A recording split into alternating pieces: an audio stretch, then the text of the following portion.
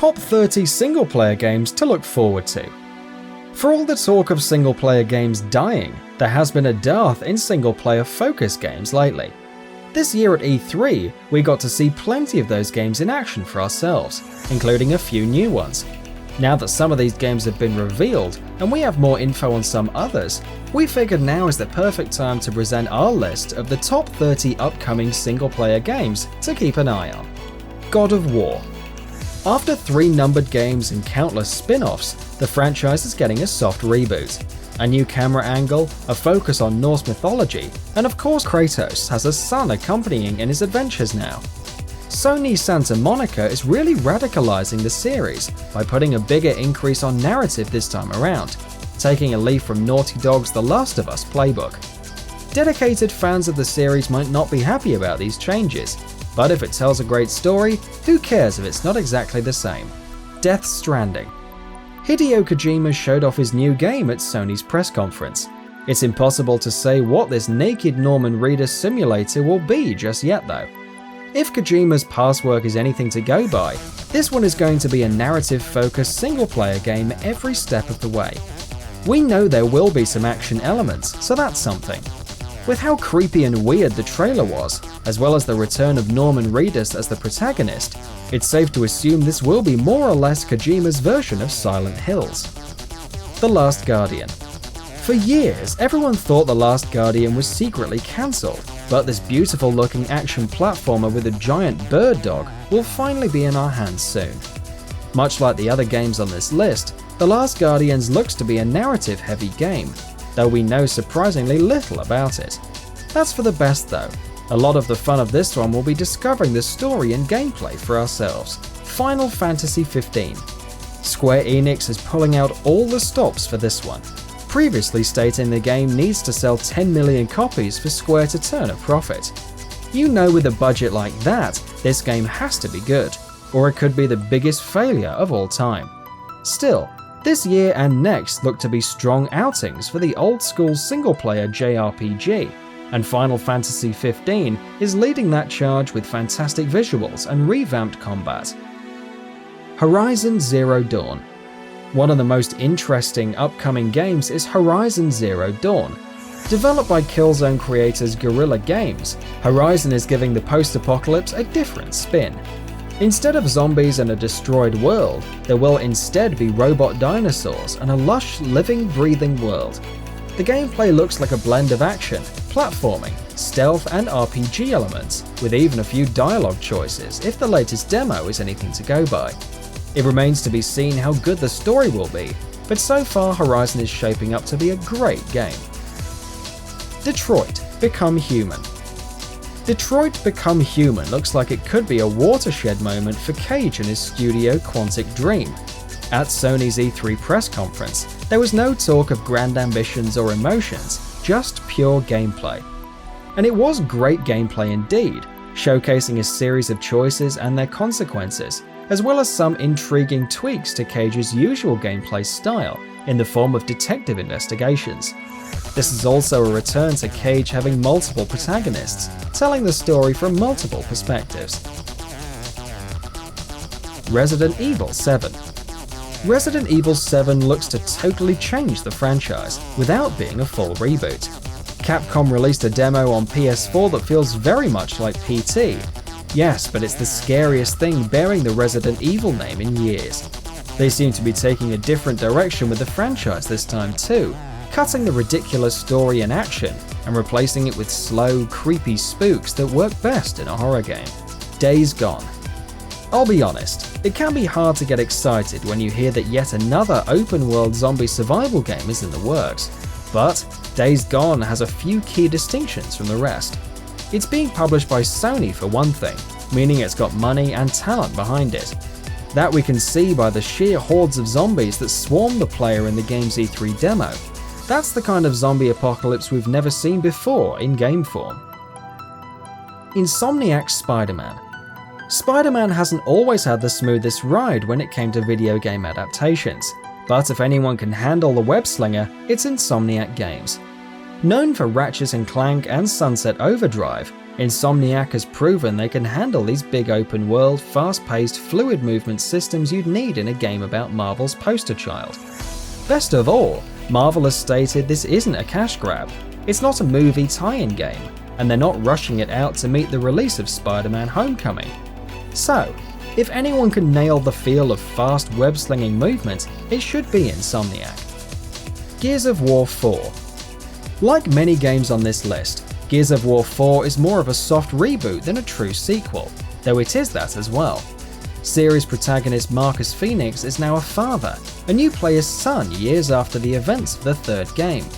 If you're a fan of the Xbox and don't like Halo's focus on multiplayer antics, or Gears' previously meh story, then this is one for you. Scalebound. Hey look, an upcoming Xbox game that isn't Gears of War or Halo, it must be Christmas. Scalebound is a dragon fighting and riding action game from the hallowed halls of Platinum Games, but don't be fooled. At first glance, this doesn't appear to be Platinum's usual shtick. The combat is slower and more methodical, and you have to accurately place your arrow shots to take down these massive beasts. You get to ride dragons as well to defeat these giant monsters. So imagine a cross between Shadow of the Colossus and Panzer Dragoon, brought to you by the people who made Vanquish, complete with cheesy music and writing. Assassin's Creed Empire. The first game on this list we don't know anything about. The most important thing to understand, and possibly even the most exciting, is that Ubisoft is finally taking a break from Assassin's Creed, however temporary. They've been releasing AC games every year since the second, but not this year. Instead, they're going to use the time to completely revolutionize Assassin's Creed. The first big step is, allegedly, setting Empire in ancient Egypt, and might incorporate biblical elements if some leaks are to be believed. Dead Rising 4. Dead Rising has always been a great game to pick up and play, brainlessly mowing down equally brainless living dead. Things took a sour turn in Dead Rising 3 when it was stated that the developers were literally changing the game to be more like Call of Duty, but the fourth installment seems to be taking the series back to its wacky, wonderful roots. Much like Days Gone, there are an insane amount of zombies on screen at any given time, and the tools at your disposal to take them down seems to be at an all-time high for the series. It's good to have you back, Frank. Watch Dogs 2. Gone is boring protagonist Aiden, and in comes Marcus Holloway, who seems to genuinely enjoy what he's doing in this new Watch Dogs game. Throw in the new stomping grounds of San Francisco, an interesting set of characters, and improved gameplay, and you have everything a sequel should be and more. There are going to be some multiplayer elements in this one, but they're subtle, almost like an MMO. You can run into other players doing their own side quests and stuff and just ignore them if you want, or turn off online mode entirely to be truly by yourself. For Honor. For Honor looks to be like a blend of Dark Souls, thoughtful dueling, and Dynasty Warriors hack and slash hordes of enemies approach. While that not might sound too spectacular on its own, it's actually pretty unique once you see it in action. It takes just enough from those two while providing its own local flavour to make it really stand out from others like it. If you want to scratch either of those itches with a new game, or get into one of those games with a nice entry-level kind of game, look no further. Mass Effect Andromeda. Mass Effect has always had a large fanbase, and for good reason. It's a classic space opera that geared specifically towards role-playing and single-player action. Now the franchise is getting a soft reboot like everyone else, bringing in new player characters and a new setting. You now play as Ryder, someone BioWare described as a fish out of water, coming to terms with a new world, and having to become either a hero or a villain, and eventually a legend. It's all pretty vague, so we'll have to see exactly what they mean by this. Respawn and Visceral Star Wars games. If I can only say we don't know much about these games one more time on this list, this is the time to fire that shot. All we know about these two games set in a galaxy far, far away is what we learned from EA's E3 press conference.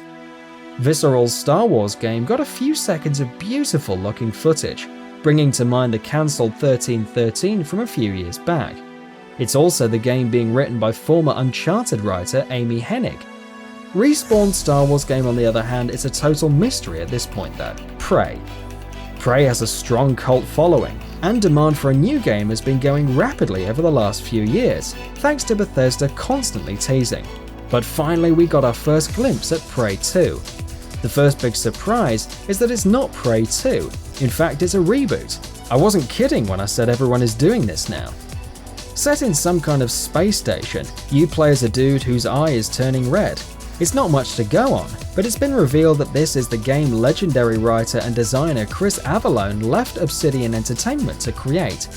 His last few games in particular, Fallout New Vegas, Wasteland 2 and Pillars of Eternity, have been stunning.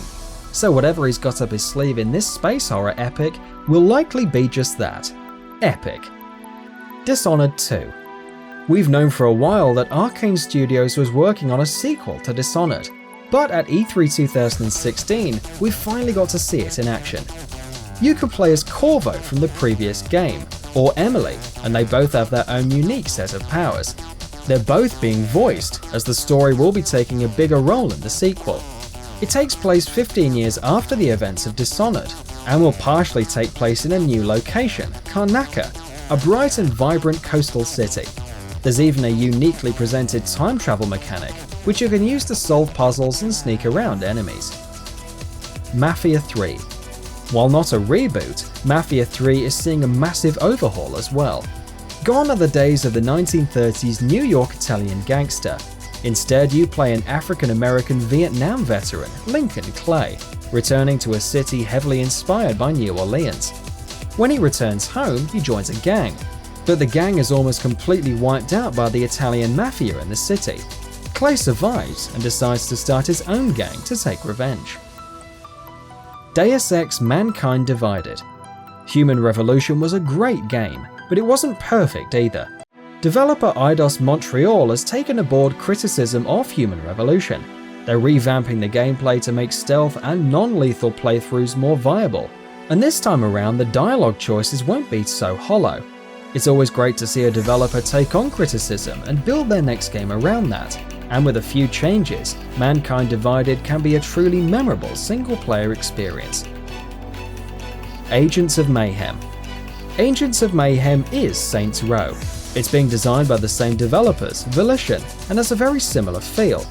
Volition have promised this new game will have the same silly humour we've come to know from Saints Row, but this time it'll be more grounded in reality and not so random. You'll have a squad of 3 characters to switch between on the fly, and there's a big emphasis on verticality. Each character will have their own superpowers as well, adding an extra layer to the gunplay. No Man's Sky. Everyone knows about No Man's Sky at this point. This space exploration alien planet travel simulation has been in development for years. There will be some online gameplay with this one, like the ability to explore alien planets and mark them on a large overall map, but it can be played with all that stuff turned off. The game is gorgeous and features some really unique gameplay. You're in a ship that can go anywhere, and you have to travel to hundreds if not thousands of randomly generated planets. Most of them will be completely desolate, so when you come across one that does have life, it'll be an exhilarating experience. Recore. Recore is that other game Keiji Inafune is working on. While Mighty No. 9 has had heat over the last few years, people have actually been really interested in what he's got in store with this one. Recore is an action platformer starring a woman and her dog in a big open desert. There seems to be a plot involving a post-apocalypse involving robots, including one you meet early on in the game that requires some kind of power core. Mighty No. 9 might turn out to be a disaster, but Recore looks anything but. Cyberpunk 2077. With the Witcher series drawing to a close, developer CD Projekt Red is ready to start something new. That's where Cyberpunk 2077 comes in. It sounds a lot like Deus Ex, set in a cyberpunk world in the future. There will doubtlessly be robots everywhere, as well as CDPR's typical great writing, characters, and a beautiful open world. Details are scarce, but the setting and the developers behind it are more than enough to make this one interesting. Only problem is, we're likely not going to be seeing it until 2018 reportedly, which feels a lot like 2077. Shenmue 3. Shenmue 3 was bizarrely absent from E3 this year, which is a shame. It's still early in development, but it's been a year after the triumphant return of the franchise at E3 2015, and we haven't seen nor heard a peep from it. Still, it has the potential to be something special. It's the first time we saw a Kickstarter campaign be featured at E3, and it's got all the big players from the previous games returning this time around. It'll be nice to finally see this trilogy come to a close, and hopefully it'll spawn more games like it, which is still something that hasn't really happened yet. Final Fantasy VII Remake. Final Fantasy VII is generally regarded to be the best in the franchise, though some will disagree of course, and it's finally getting an impressive looking remake. This will mark the first time the biggest game in the franchise is getting HD graphics, full voice acting, and the modern Final Fantasy treatment. Even some of Square Enix's questionable decisions with the franchise as of late can't screw this up. Because FF7 was just such a great game with an impactful story, immersive world, and exciting combat. Kingdom Hearts 3. Another game conspicuously absent from E3 this year has been Kingdom Hearts 3. First announced back in 2013, this will be the first main game in the franchise since 2005 saw the release of Kingdom Hearts 2. That's a shame, because many haven't played a Kingdom Hearts game since the second, and they've been waiting a very long time. There isn't much known about it at this time, though a few new worlds have been announced, like Big Hero 6, Tangle, and of course Frozen. Don't be surprised if we run into Iron Man or Luke Skywalker either. This is the big one. We've waited for the next console Zelda since Skyward Sword in 2011, and we are finally just a year away. Our dream of a fully open world Zelda will finally be realised. Nintendo has been coy with footage of the title, but that hasn't lowered our level of excitement at all. Crackdown 3. Crackdown 3 is finally happening, releasing in 2017. It's been 6 years since Crackdown 2, and the series never had a strong following anyway. Multiplayer will play a big part in this game, but who cares, because you can play it in single player as well. Crackdown 3 is a sandbox game where you can blow stuff up, and most of the city will be fully destructible. That's the claim anyway. Does anything else really matter after hearing that? A lot like Just Cause 2 and 3, the story doesn't really matter, as you'll be too busy blowing stuff up in the most elaborate and funny ways possible. Like this video? Why not give us a like and subscribe? We try and upload amazing videos almost every single day. Thank you for watching this video, and we'll see you on the next one.